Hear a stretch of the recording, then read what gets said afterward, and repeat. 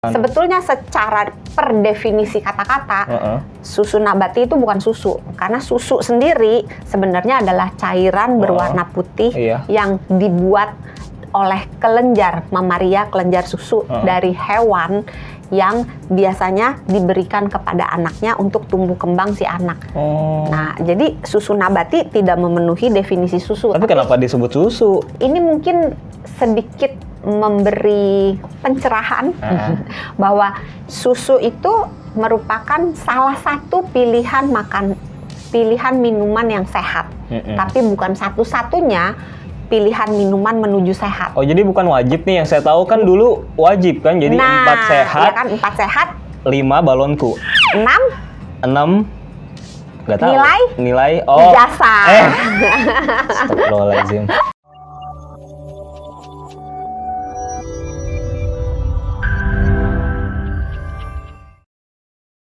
Ini ada mitos yang berkembang nih, Dok. Katanya susu nabati kan salah satunya populernya susu oat ya, atau oat milk. Katanya oat milk itu lebih baik daripada susu hewani, bener nggak?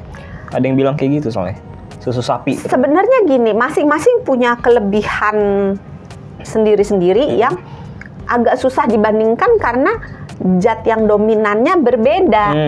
Gitu. Kalau di susu hewani, susu sapi atau susu kambing, dominannya itu di asam aminonya lengkap, proteinnya lebih mudah diserap gitu. Mungkin kalau di yang oat, pilihannya itu komponen karbohidratnya lebih tinggi, gulanya lebih tinggi gitu. Terus komponen rasa juga kan berbeda. Ada yang suka rasa susu sapi, ada yang lebih suka rasa oat. Kalau udah keterlibatan rasa kan sifatnya subjektif gitu kan. Jadi masing-masing agak sulit dibedakan karena komposisinya berbeda. Terus jalan keluarnya, ya saya nih misalnya mau memutuskan ini minum susu yang mana ya, baca isinya. That's why penting untuk ngelihat di baliknya komposisinya, butuhnya apa. Butuhnya apa? Kalau misalnya butuhnya lebih ke karbohidrat, pilihnya yang oat. Kalau butuhnya misalnya ke yang protein, pilihnya yang susu sapi gitu. Terus misalnya lihat juga alergi enggak, intoleran enggak. Kalau misalnya iya, ya berarti pilihannya ke susu nabati. Susu nabati sendiri kan macam-macam. Di antara susu nabati, berbagai susu nabati, kalau kita kejarnya proteinnya, kita kejar kandungan proteinnya, paling baik itu adalah susu kacang dibanding dengan yang lain-lainnya. Dikoreksi ya kalau misalnya saya salah ya. Lah kan feel free aja. Gak tahu kalau masih lanjut. Nah, kalau yang susu hewani nih, Dok ya, saya mau bahas susu hewani. Akan ada banyak jenis ya, kayak tadi ada yang UHT, ada yang pasteurisasi, ada juga yang susu segar ya, biasanya kalau di peternakan ya kan, daerah-daerah Jawa Barat. Yang saya mau tanyain tuh kalau susu hewani nih, terutama susu sapi, sebenarnya yang paling direkomendasikan secara umum tuh apa? Susu segar kah, susu pasteurisasi, UHT, atau yang gimana? Atau full cream? Ya sebenarnya agak susah juga. Paling kalau secara segi rasa dan komponen zat gizinya yang paling bagus yang susu segar. Karena susu segar itu belum diapa-apain. Dari pure. Kelenjar susu sapi, kelenjar susu sapi didinginkan, diperah, didinginkan gitu. Nggak ada proses apa-apa. Nah, nggak dimasak dulu. Kan diperah, didinginkan. Ya udah itu susu segar. Oh, nggak perlu pengolahan dimasak dulu gitu nggak? Kalau udah diolah masuknya akan jadi susu olahan. Oh gitu. Nah, tergantung olahnya apa. Definisi susu segar tuh yang diperah, didinginkan, udah langsung minum. Itu aman tuh ya? Enggak. Lah kenapa nggak aman dikonsumsi, Dok? Lah kan susu segar itu langsung dari hewannya diperah, masukin ke wadahnya, terus didinginkan. Kan masih ada bakterinya, belum dipanaskan. Jadi kalau mau minum susu segar, disarankan dipanaskan dulu, direbus dulu. Ya, tapi kalau ditanya lebih baik mana, yang susu segar, UHT atau pasteurisasi, ya nggak bisa jawab juga ya, karena ya tergantung ya Kalau susu segar udah yang paling baik. Udah paling baik. Terus kalau antara UHT dengan pasteurisasi sebetulnya dari segi rasa dan segi komponen zat gizinya yang pasteurisasi sedikit lebih unggul daripada yang UHT. Yang pasteurisasi itu karena pemanasannya suhunya rendah, maka berbagai zat gizi masih utuh, tapi bedanya enggak pada akhirnya tergantung preferensinya ya. Apakah mau minum yang dari yang segar tanpa ada tambahan apa-apa, hanya dipanaskan, atau tergantung kebutuhannya lah. Atau mungkin di rumah nggak punya kulkas, ya udah belinya yang UHT misalnya. Karena kalau UHT nggak perlu kalau pasteurisasi harus kulkas. Kalau belum dibuka ya. Kalau udah dibuka, kalau misalnya gelasnya kemasannya kecil ya harus habis. Kalau kemasannya besar ya harus masuk ke dalam kulkas. Kapan dok waktu paling baik untuk meminum susu? Apakah pagi hari atau ada waktu tertentu atau semuanya bagus? Tergantung. Dokter Santi tergantung terus gitu kan. Beneran tergantung tujuan minum susu apa. Kalau tujuan minum susunya, gue doyan, ya udah terserah mau kapan aja. Gak ada batasan per hari berapa gitu. Ini nanya kapan atau nanya jumlah? Beda. Enggak, kan tadi katanya doyan. Kalau doyan kan minum pagi, minum siang, minum sore, minum malam terserah. Bebas. Preferensi bebas. Tapi kalau tujuannya misalnya ingin menambah massa otot, memulihkan otot, biasanya minum susunya disarankan sesudah olahraga.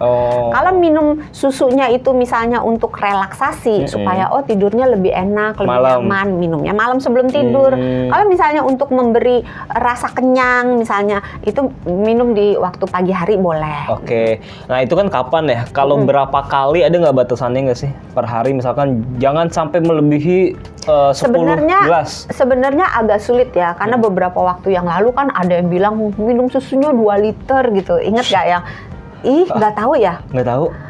Rame lagi gitu. Iya, rame. 2 liter. Banyak banget. Anaknya dikasih minum susu 2 liter, banyak banget gitu. Kayak minum air putih itu jadinya.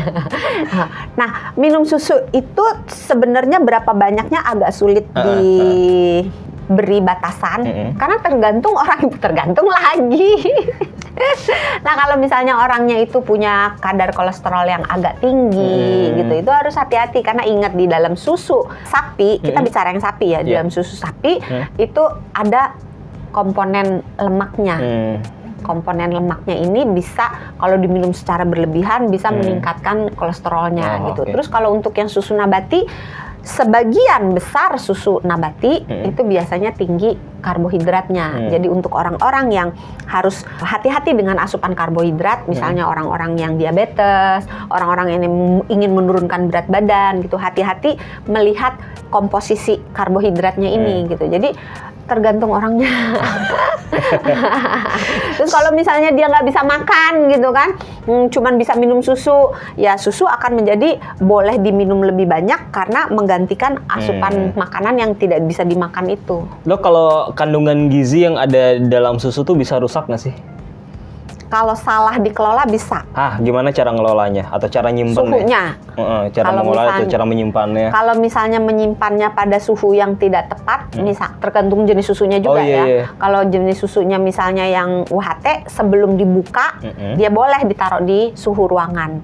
Itu masa simpannya panjang, bisa setahun lebih, bisa 2 tahun gitu. Kalau misalnya udah dibuka, harus segera dihabiskan. Kalau misalnya susu pasteurisasi, biasanya udah dari awal ada di dalam pendingin. Di kulkas. Nggak boleh itu ya, nggak. Iya, terus di kulkas juga jangan di pintunya, kan di pintunya suka ada. Jangan. Terus di dalam, di rak yang dalam. Ya? Sebenarnya tergantung. Tergantung kulkas ya. Tergantung apanya sekarang. Tergantung ini mau langsung habis atau enggak. Kalau misalnya mau langsung habis, misalnya langsung habis, langsung mungkin sehari habis kok ini, ya udah mau ditaruh di pintunya itu nggak apa-apa. Tapi kalau misalnya dicicil, 2 hari, 3 hari, 3 hari kemudian atau 4 hari baru habis gitu, taruhnya lebih baik di dalam, karena di dalam suhunya lebih dingin daripada di pintu. Justru semakin dingin semakin bagus gitu ya kalau untuk pasteurisasi ya. Kalau beku nggak juga sih. Biasanya 1-4 lah, 1-4 derajat Celcius. Nah, terus itu kan cara nyimpen ya. Sekarang cara ngolahnya. Kalau susu sapi itu dipanaskan, itu komponen proteinnya akan menggumpal. gitu. Jadi hati-hati memperlakukan suhu dari si susu ini karena bisa jadi rusak. Termasuk itu yogurt. Kan banyak orang yang kalau beli yogurt terus dimakannya, diminumnya itu nanti 2 jam 3 jam kemudian, tapi ditaruh aja di meja. Nah itu bisa ngerusak juga. Nah itu tadi yang dipanasin, kalau salah bisa menggumpal tadi katanya ya. Terus tipsnya kalau dipanasin tuh kayak gimana? Apakah jangan sampai mendidih banget? Jangan sampai mendidih. Oh jadi sampai, wah susah dong, harus merhatiin banget ya kalau masak susu ya, harus ditungguin ya. Pokoknya jangan sampai blubub-blubub ya. Kalau nggak ditungguin kebakaran nanti. Nah ini harus ditungguin. Ada trivia juga ya. Bener gak sih dok, mencampur susu dengan bahan lain seperti kopi atau coklat itu bisa mengurangi manfaatnya? Ada tuh yang dicampur sama kopi, sama coklat biar enak ya kan? Bisa rusak juga nggak itu kandungan gizinya? Sebenarnya kalau merusak sih secara langsung tidak. Ya. Tetapi kita perlu ingat bahwa susu itu tinggi kalsium. Kopi, coklat, teh, di dalamnya ada kafein, ada tanin. Kalsium, kafein, tanin menghambat penyerapan zat besi. Sementara orang Indonesia, sebenarnya nggak cuma orang Indonesia sih, sebagian besar orang di seluruh dunia itu tuh mengalami anemia, kekurangan zat besi yang tidak diketahui. Apalagi kaum perempuan yang masih usia produktif, yang masih mengalami haid. Karena kalau perempuan haid kan keluar darah gitu, berarti badan harus membuat darah kan. Zat besi merupakan salah satu komponen yang dibutuhkan untuk membuat darah.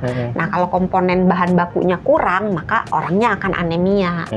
Nah, si kalsium, si tanin, si kafein yang ada di dalam kopi, teh, coklat ini ditambah dengan kalsium akan jadi duo inhibitor.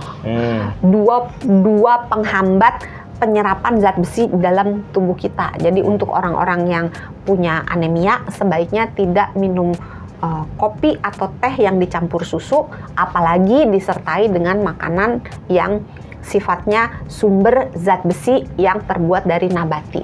Terakhir dok, kalau gitu tipsnya buat orang-orang yang pengen minum susu supaya bisa tetap sehat, tidak kenapa-napa, apa tipsnya? Pertama, simpan suhu dengan cara yang tepat, dengan suhu yang tepat. Kedua, perhatikan kita membutuhkan apa, kita punya penyakit apa, kita punya kecenderungan apa, disesuaikan dengan pilihan jenis susunya. Jadi kesimpulannya, kalau kita mau minum susu, sesuaikan kebutuhan diri kita, sesuaikan penyakit-penyakit atau kelainan-kelainan yang kita miliki dengan pilihan susu yang akan kita konsumsi. Kemudian perlakukan suhu dan cara penyimpanan yang tepat supaya kualitas susunya baik. Dan yang terakhir, kapanpun kamu mau minum susu, tergantung pilihan tujuan minum susunya. Semuanya bisa menjadi baik asal sesuai dengan kebutuhan kita. Itu dia sahabat semua, semoga bisa tercerahkan buat Anda yang mau minum susunya biar tepat guna, biar Anda bisa tetap sehat juga dan nggak kenapa-napa juga ya, nggak sakit perut juga. Kalau gitu subscribe terus channel Utopia Sonora FM, stay tune juga karena kita masih punya banyak sekali konten-konten kamu sehat yang lainnya. Kalau gitu Sony Wicaksono pamit. Dr. Santi pamit. Juga pamit, jaga kesehatan terus karena sehat itu mudah, sehat itu murah. Dah.